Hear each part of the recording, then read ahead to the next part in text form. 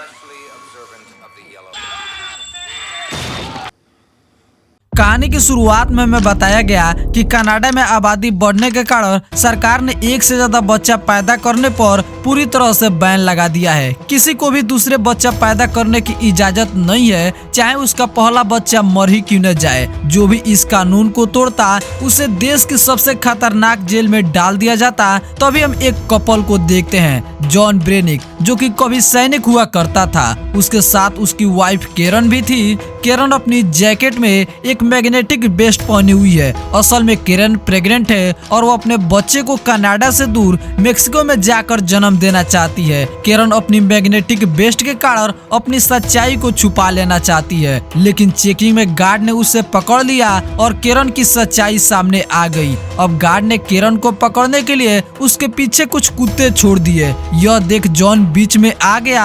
अपनी पत्नी और बच्चे को बचाने के लिए उसने केरन को वहां से भाग जाने को कहा। जॉन इन सैनिकों को रोके रखेगा, लेकिन वे सैनिक जॉन को पकड़ लिए। अब जॉन को बाकी कैदियों के साथ एक बस में डाला गया और उसे शहर से हजारों किलोमीटर दूर एक रेगिस्तान की ओर लेकर आया गया। दरअसल रेगिस्तान के बीचों बीच देश का सबसे खतरनाक जेल बना है। इस जेल का नाम है फोर्ट्रेस और फोर्ट्रेस से कैदियों को निकलना लगभग नामुमकिन है। जब सारे कैदी जेल पहुंचे तो उन्हें पूरी तरह से नंगा करके चेक इन किया गया। उसके बाद इन सभी को एक रूम में लाया गया, जहां पर सभी कैदियों को मुंह में जबरदस्ती एक हाई ट्रैकर वाला डिवाइस डाला गया, ताकि कोई भी कैदी जेल का नियम को तोड़ेगा तो यह डिवाइस उसके पेट में फट जाएगा। डायरेक्टर पो ने इन सभी कैदियों को बताया कि कोई भी कैदी उस येलो लाइन को पार करेगा तो उसके पेट में जोरदार दर्द होने लगेगा, और कोई भी कैदी गलती से भी उस रेड लाइन को पार किया तो उसकी मौत निश्चित है।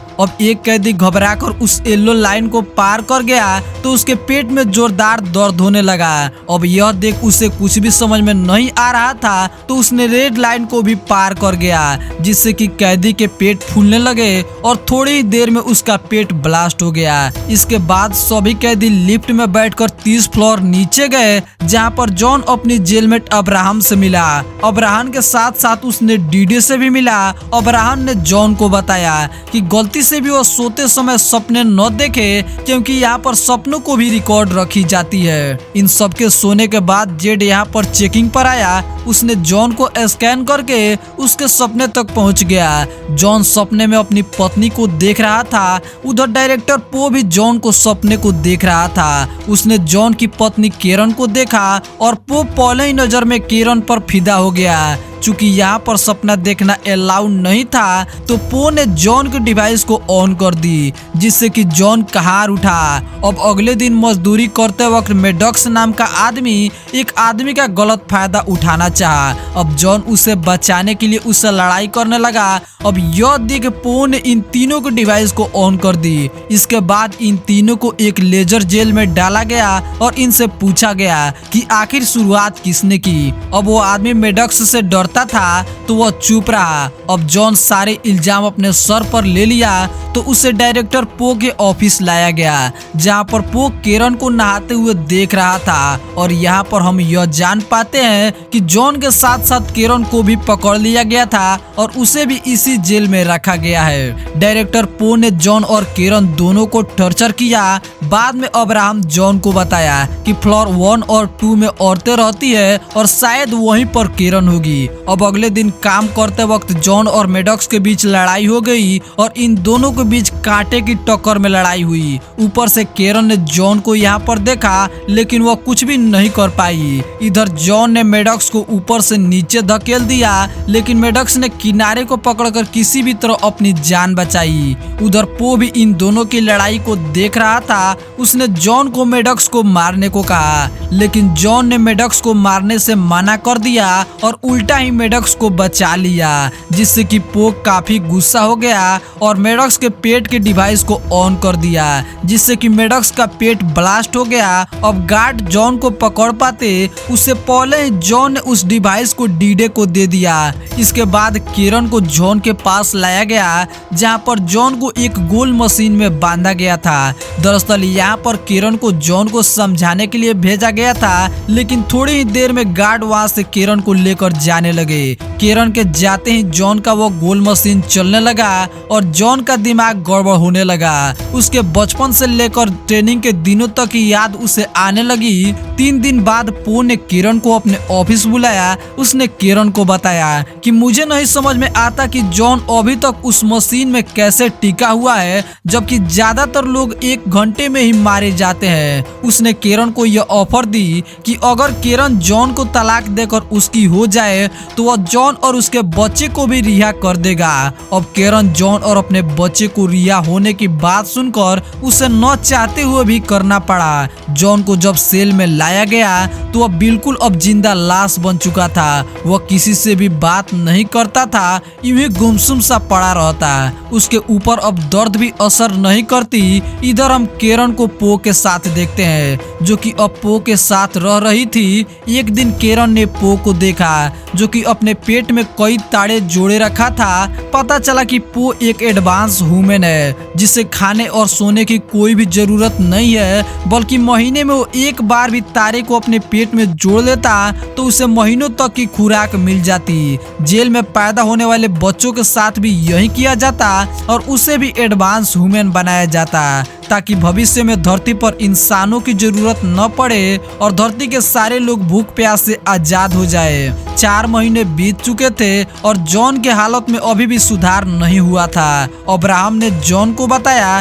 कि केरन का पेट अब बढ़ने लगा है, वह जल्द ही बच्चे को जन्म देने वाली है। जॉन ने कोई भी इशारा नहीं किया, लेकिन उसके आंख से आंसू आने लगे। उस दिन केरन ने पो को ज्यादा शराब पिला दी और रिमोट कंट्रोल से जॉन को सपने को ट्रेस कर गई, जहां पर जॉन एक गड्ढे में बैठा था। सपने में केरन ने जॉन को हाथ पकड़कर बाहर निकाला, लेकिन असलियत में जॉन को होश आ गई। उसके साथी ने यह देख बहुत खुश हुए। जॉन ने अब्राहम से यहाँ से भागने में मदद मांगी। अब्राहम उसका साथ देने के लिए तैयार था। यह खबर सुनकर केरन बहुत खुश हुई। बाद में जॉन ने डीडे को वह डिवाइस दिया, जो कि मेडॉक्स के शरीर से उसे मिला था। जेल आने से पहले डीडे कंप्यूटर में माहिर था, तो उसने उस पर पूरा काम किया। दूसरे दिन केरन ने एक हीरे जैसी दिखने वाले डिवाइस चुरा ली और उसने उस डिवाइस को अब्राहम को दिया।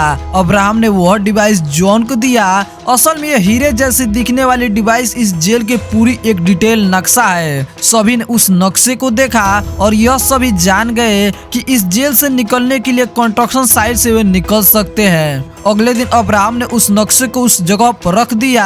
इधर डीडे ने उस डिवाइस को देखकर यह पता लगा लिया कि इस डिवाइस के अंदर एक ताकतवर चुंबक है, जिसके मदद से वह सभी के पेटों में पड़े डिवाइस को निकाल सकता है। उसका प्लान यह कामयाब रहा और सभी के पेटों से उसका डिवाइस निकाल लिया गया।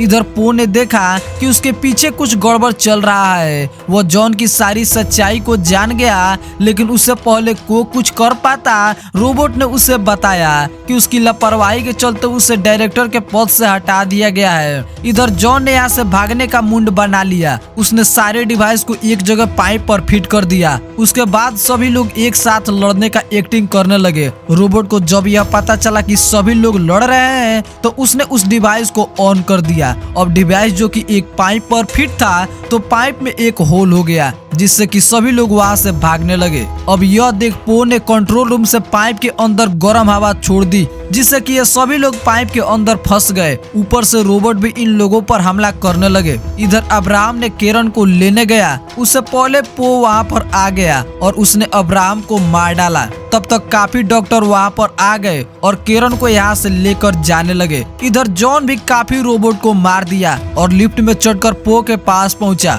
उसने स्क्रीन पर देखा कि केरन का बच्चा डॉक्टर उसे जबरदस्ती निकाल रहे हैं। उसने पो को ऑपरेशन रोकने को कहा, लेकिन पो अब डायरेक्टर ही नहीं रहा, तो उसका बात कौन मानेगा। तब तक काफी रोबोट यहाँ पर आ गए। सभी लोगों पर उन्होंने निशाना साध लिया, लेकिन एन मौके पर सभी कैदी वहाँ से साइड हो गए और रोबोट ने पो को मार डाला। और पो के मरने के बाद डीडे ने मिशन रोकनी चाहिए, लेकिन तभी वहाँ पर कुछ रोबोट आ गए और डीडे को मारने लगे। अब डीडे मरता उससे पहले उसने मिशन को रोक लिया और सारे बिजली कनेक्शन को बंद कर दिया, जिससे कि सारे कैदी यहाँ से भाग गए। अब जॉन किसी भी तरह केरन के पास पहुंचा। उसने केरन को यहाँ से बचा लिया। जॉन, केरन और नीनू एक ट्रक पर बैठे और तीनों बॉर्डर क्रॉस करके ही रुके। अब केरन अपने बच्चे को जन्म देने वाली थी, लेकिन ट्रक अपने आप ही चालू हो गया। पता चला कि ट्रक को अभी भी जेल से कंट्रोल किया जा रहा था। उसने नीनू को मार डाला। अब जॉन अपने दोस्त का बदला लेने के लिए ट्रक के पास पहुंचा। इधर केरन अभी भी झोपड़ी में तड़प रही थी। जॉन ने किसी भी तरह ट्रक में आग लगा दिया और उसे ब्लास्ट कर दिया, लेकिन बदकिस्मती से ट्रक जाकर झोपड़ी से टकरा गई, जिसमें केरन पहले से ही तड़प रही थी। जॉन को लगा कि केरन अब मारी गई, लेकिन केरन उससे पहले झोपड़ी से निकल चुकी थी। जॉन ने केरन के पास पहुंचा, लेकिन केरन अपने हाथ में एक बच्चा लिया था। आखिर में जॉन और केरन ने अपने बच्चे को बचा लिया और इसी के साथ ही अब मूवी यहीं पर समाप्त हो गई।